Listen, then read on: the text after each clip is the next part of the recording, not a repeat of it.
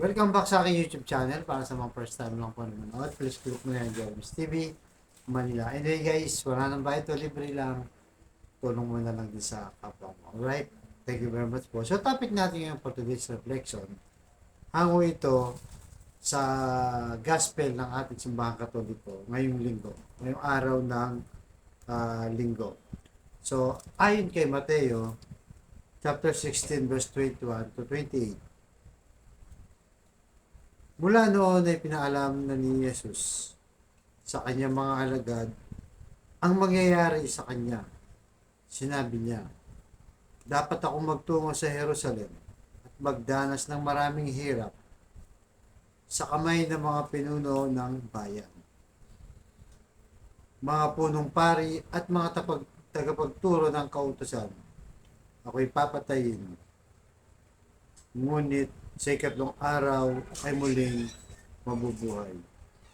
Dinala siya ni Pedro sa isang tabi at pinagsabihan, Panginoon, huwag nawa itulad ng Diyos na kailanman hindi yan mangyayari sa inyo. Ngunit tinarap siya ni Jesus at sinabihan, lumayo ka, Satanas, hadlang ka sa aking landas. Ang iniisip mo'y hindi sa Diyos, kundi sa tao. Sinabi ni Jesus sa kanyang mga alagad, sino mang nagnais sumunod sa akin, ay kailangan itakwil ang kanyang sarili, pasanin ang kanyang krus, at sumunod sa akin. Ang naghahangad na magliligtas sa kanyang buhay, ay mawawalan nito. Ngunit ang mawalan ng kanyang buhay, alang-alang sa akin, ay magkakamit nito. Sapagkat ano ba ang mapapala ng isang tao? Makamtan man niya ang buong daigdig, ngunit mapapahamak naman ang kanyang sarili. So napakaganda, napakalinaw guys ng mensahe ng ating Panginoong Jesus. So kung titignan natin, pasanin daw natin ang ating krus sa araw-araw. At kung gusto mong sumunod sa ating Panginoon Jesus, talikuran mo yung sarili. Kalimutan mo yung sarili. Diba? Kasi kung iniisip mo na magkakaroon ka, mawawalan ka pa. Yan ang malinaw na sinabi ng Panginoon. Kasi nung na itinabi ni San Pedro, itong ating Panginoon Jesus, sinabi niya, huwag nawang mangyari sa iyo yan. Dahil sabi nga ng Panginoon na hagupitin siya, paparusahan siya, papatayin siya. Kaya itong si Pedro, ang sabi niya, huwag nawang mangyari pa yung tulutan ng Diyos sa iyo yan. Ano sagot ng ating Panginoon Jesus? Lumayo ka, Diablo, sabi niya. Di ba? Lumayo ka, Diablo, ang iniisip mo ay hindi sa Diyos, kundi sa tao. Kasi ganun guys, pag pinasukan talaga tayo ng Diablo, talagang mag-iiba ang ating hangarin. Pang makamundo na. Kaya kung maalala nyo, di ba si Judas, nung Last Supper, na na sabi niya, di ba, nung isusuplong niya ng ating Panginoong Yesus, nakita at pumasok ang Diablo kay Judas. Kaya sabi ng Panginoon, gawin mo na ang kailangan mong gawin. Ang kausap niya yung Diablo, hindi si mismo Judas. So ganito rin sa ganitong eksena ngayon, si Pedro ang kausap niya ang Diablo. Hindi mismo si Pedro kasi pumasok sa kanya. Dahil ang mission nga niya, ganoon ang mangyayari sa kanya. Di ba? Yung parurusahan siya, papatayin siya, hanggang sa mabuhay siya sa ikatlong araw. So parang ganito yan, yung krus natin araw-araw, kailangan nating pasanin. Diba? Kasi tayo typical na tao na ang gusto natin ay ayaw natin ng paghihirap, ayaw natin ng gutom, ayaw natin ng pasakit, ayaw natin sa mga ganyan. Kasi puro problema yan, di ba? Ayaw natin ng ganyan. Mas gusto natin yung komportable tayo sa buhay, yung comfort zone mo.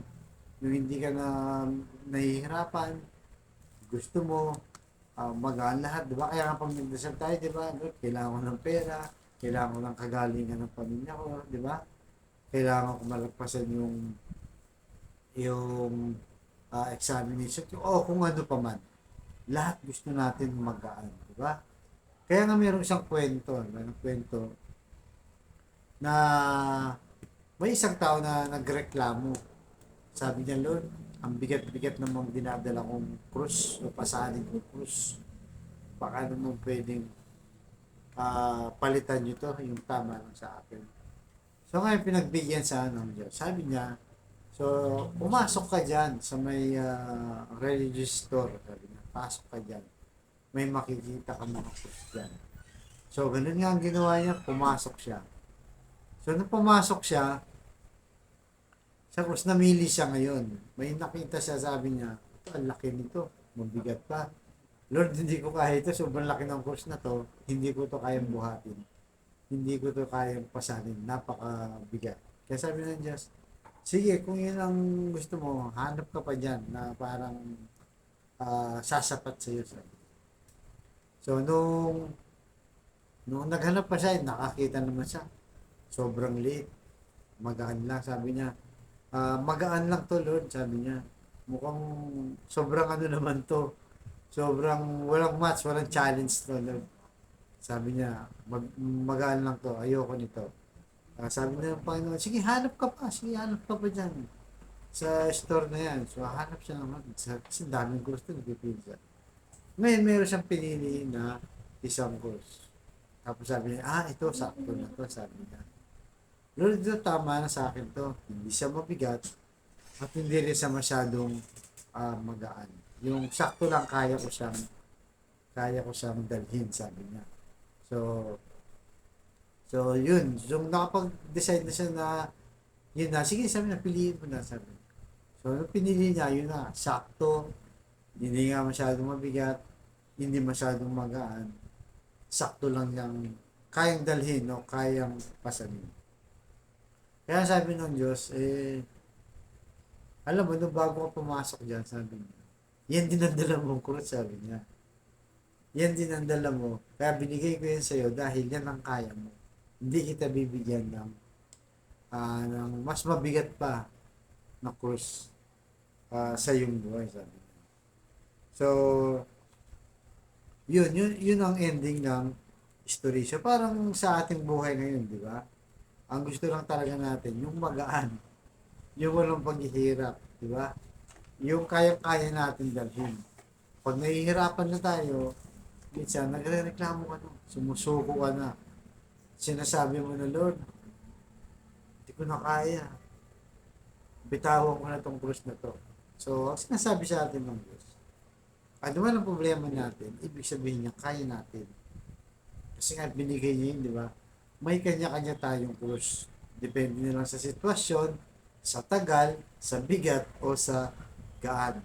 Kasi wala namang pinangako ng Diyos na lagi natin sinasabi dito sa vlog natin. Walang pinangako ng Diyos na hindi tayo magkakaproblema dito sa mundo. Na lahat dito masaya. Happy lang tayo. Hindi. Ang pinangako niyang ganyan, na masaya, na wala ng luha, wala ng sakit, wala ng problema, ay yung sa langit na. Pag nandun na tayo, kapiling niya. Yun ang pagdasal natin, na malagpasan natin lahat ng krus natin, mga buhat natin.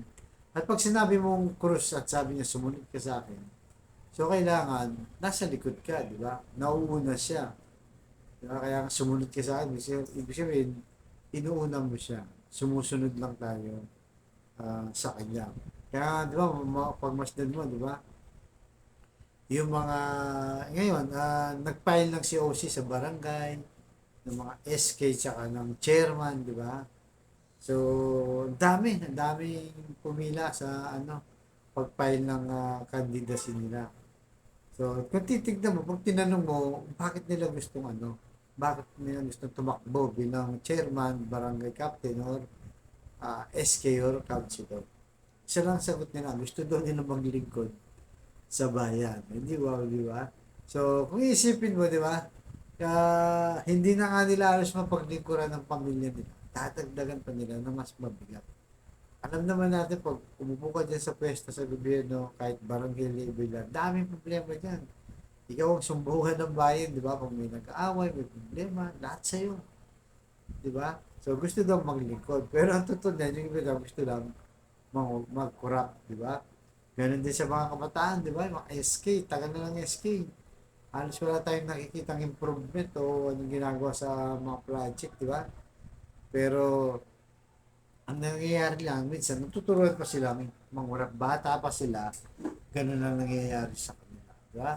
Eh, kasi pagkabataan kasi, di ba, mas gusto mo mong maglaro ka na lang ng cellphone, mag-mobile legend na lang, mag-tiktok, di ba? Tapos, aabalain mo sarili mo, maglingkod ka. So, sana talagang, talagang paglilingkod. Kaya, di ba tayo mga Katoliko, talagang tinitingnan natin simbolo ang krus bilang tagapagligtas natin at pagmamahal ng Diyos dahil pinako sa krus para iligtas tayo sa kasalanan. Diba?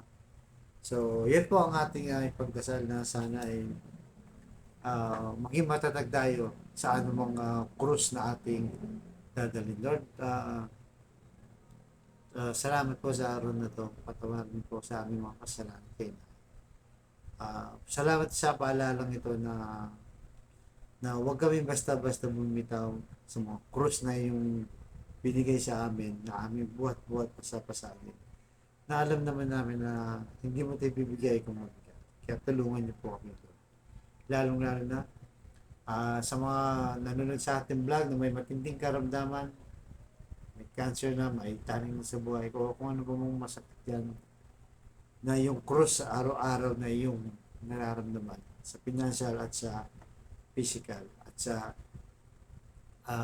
emotional at sa pamilya. Lord, i-bless niyo po yung kapatid namin yung nanonood sa aking vlog, yung may matinding karamdaman. Ipuhin niyo po, Lord. Yung parang kamay, mapagpagaling na kamay para mawala ang kanyang sakit. Ganun din po sa mga pamilyang nasira na mga nagkakawatak-watak, nagkasira-sira. Pagbikis-bikisin niyo po, balik mo ulit yan yung mga relasyon. At sa finances, Lord, bless niyo po, lalong-lalo yung mga walang hanap buhay, walang makain, hindi pambili ng bigas, ng ulam, ng pamasahe, kung ano pa. I-bless po ang kanilang hanap buhay. So, hanggat na ito iniling namin sa matamis na pangalan ng ating Panginoon Jesus. To God all be the glory. Sa halaman ng Holy Spirit Santo. Thank you po.